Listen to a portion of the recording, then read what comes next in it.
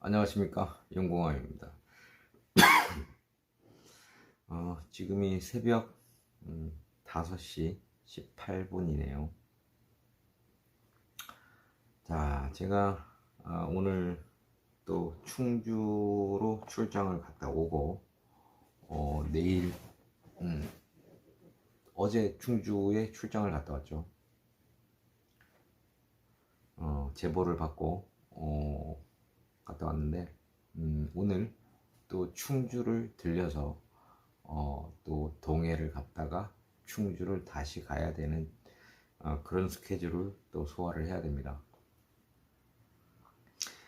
오늘 이 시간에는 우리 구독자 여러분들이 참 많이 궁금해 하시는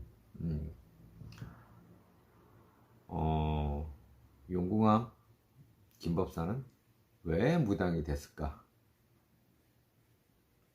그리고 김법사의 살아온 스토리는 어떨까? 궁금해 하시는 분들이 굉장히 많으세요. 무엇이 그렇게 궁금한지. 제가 예전에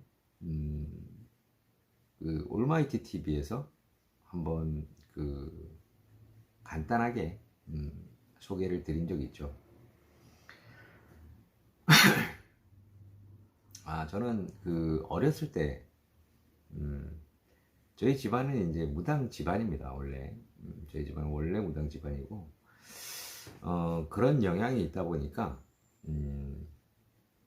저는 7살, 6살, 7살 이때부터 쭉 귀신을 봐왔었습니다. 그게 이제 초등학교를 다닐 때도 마찬가지였고 중학교를 들어가서 고등학교를 저는 고등학교를 나오지 않았습니다. 저는 검정고시를 쳐서 좀 늦게 나이를 좀 먹어서 대학을 갔는데 공부하는 걸 굉장히 싫어했어요.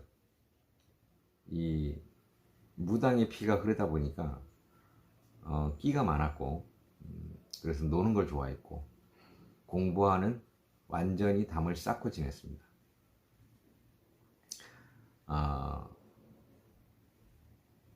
그러면서 17살, 18살 때부터 이 부분을 말씀드리면 참 놀라시는 분들이 많은데 17, 18살 때부터 깡패 생활도 해봤고 어린 나이에 그때는 이 건달이라는 직업이 그렇게 멋있는 직업이었어요. 저한테는. 그리고 왜 생계형 건달이라고들 얘기를 하죠. 저는 먹고 살기 위해서 건달 생활을 했고 깡패 생활을 했고 자 그런데 저는 제가 이런 얘기를 하면 정말 나쁜 짓을 많이 했네 라고 말씀하시는 분들이 많으신데 저는 자신 있게 말씀드릴 수 있는 게 깡패 생활을 하면서도 약자는 건드리지 않았던 것 같아요. 민간인은 절대로 쳐다보지도 않았고 또 괴롭힌 적도 없다. 저는 그 부분에 있어서는 참 자부심을 느낍니다. 그 건달 생활도 하다가 중간에 제가 사업을 시작하면서 포기를 했고 그만뒀었고 제가 24살 때부터 사업을 시작을 했습니다. 근데 이 사업이라는 것도 이 무당을 해야 될 사람이 무당은 안 하고 사업을 하게 되면요, 참 이상한 일들이 많이 벌어집니다. 한 2년 정도는 그 어린 나이에도 굉장히 돈을 많이 벌었어요. 뭐 1년에 1억, 뭐 1억 5천, 2억, 이렇게도 돈을 벌어봤고, 그런데 이게 2년 이상 가지를 않습니다. 2년 동안 뭐 한 3, 4억 정도를 딱 벌어서 이제 사업을 확장을 하려고 이리 끼웃거리고 저리 끼웃거리고 하다 보면 100% 사기를 당합니다. 그래서 또 무일푼이 돼요.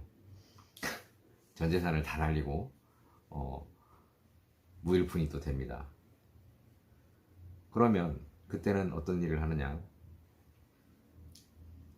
저는 어릴 때부터 직업이란 직업은 참 많이 가져봤는데 뭐 신문을 돌리는 거, 우유를 돌리는 거, 우유 배달, 신문 배달, 구두도 닦아봤고요.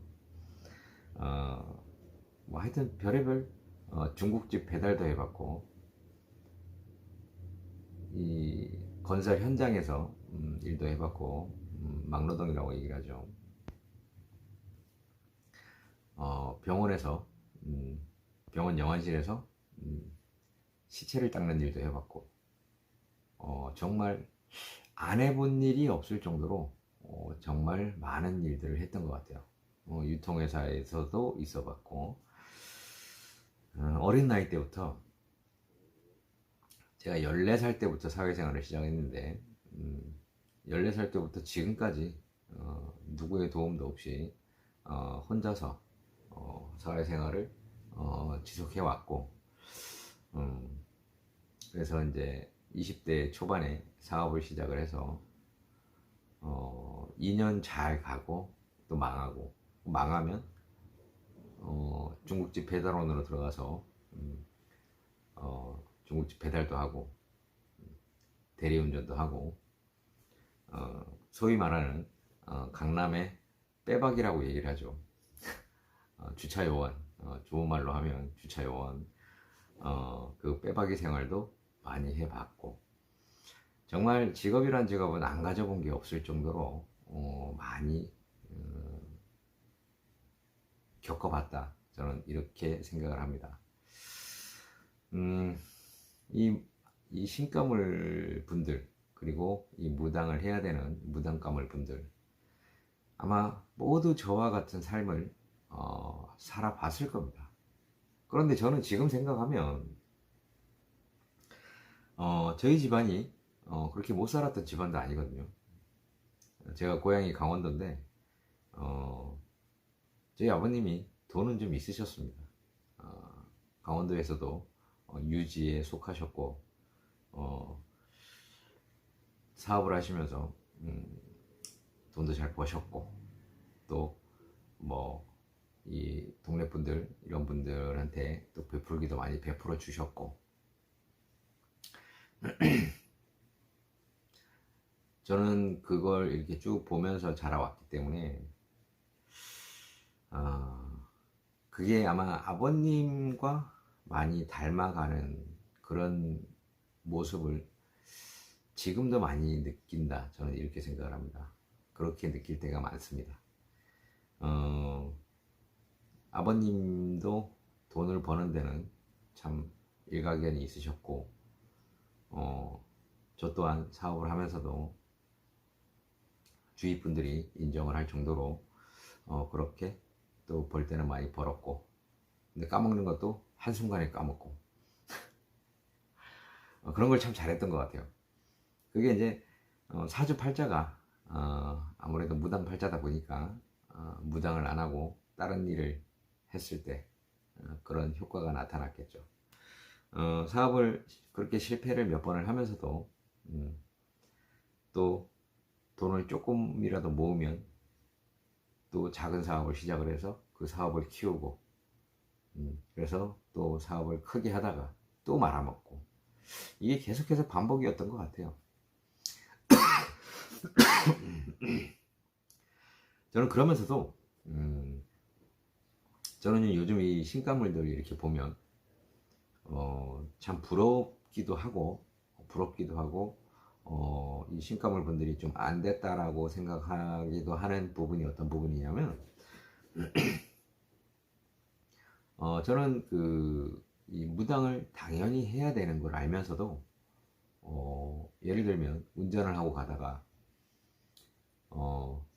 이 무당집에 꽂혀 있는 깃발이 있죠. 그 깃발이 보이면 유턴을 합니다. 유턴을 해서 다른 길로 그 길을 돌아갑니다. 그걸 안 보기 위해서. 그 정도로 이 무속을 싫어했고 거부했던 사람 중에 하나입니다. 그래서 교회도 우리나라에서 그래도 가장 크다고 하는 그 교회도 제가 한 10년 이상을 다녀봤고, 그런데 결국은 이쪽으로 돌아옵니다. 저는 교회를 다니면서도 자살 시도도 7, 8번을 해봤고, 사고도 많이 당해봤고, 교통사고가 나서 45일을 식물인간으로 살았던 적도 있고, 굉장히 풍파가 진짜 쓰나미 같이 올 때가 많았죠. 이런 게 신가물들의 삶이 아닌가, 신을 모셔야 되는 사람들의 삶이 아닐까, 저는 이렇게 생각을 합니다. 뭐 제가 살아온 얘기를 이렇게 쭉 하다 보니까 별의별 말들을 다 하네요. 근데 우리 신가물 분들이 절대로 하지 말아야 될 일 중에 하나가 이 자살 시도입니다. 자살 시도. 제가 해보니까 할 게 못 돼요. 이 신을 모셔야 될 사람들은, 이 신령님들이 이미 와 계시기 때문에 절대 그 제자를 죽이지 않습니다. 죽게 놔두지는 않습니다. 그래서 자살 시도를 하면 할수록 이게 헛수고구나 라는 생각을 많이 깨우치게 돼요. 그런데 자살 시도를 한 번씩 할 때마다 그 죄업을 다 받죠. 그 죄를 다 받습니다. 그래서 저는 우리 신가물 분들이 비록 사는 게 풍파가 많고 힘들고 사람과의 관계가 원만하지 못하더라도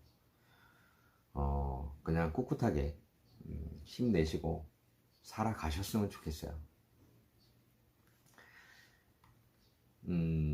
이 신가물의 삶이 결코 쉽지가 않습니다. 저를 보셔도 그렇지만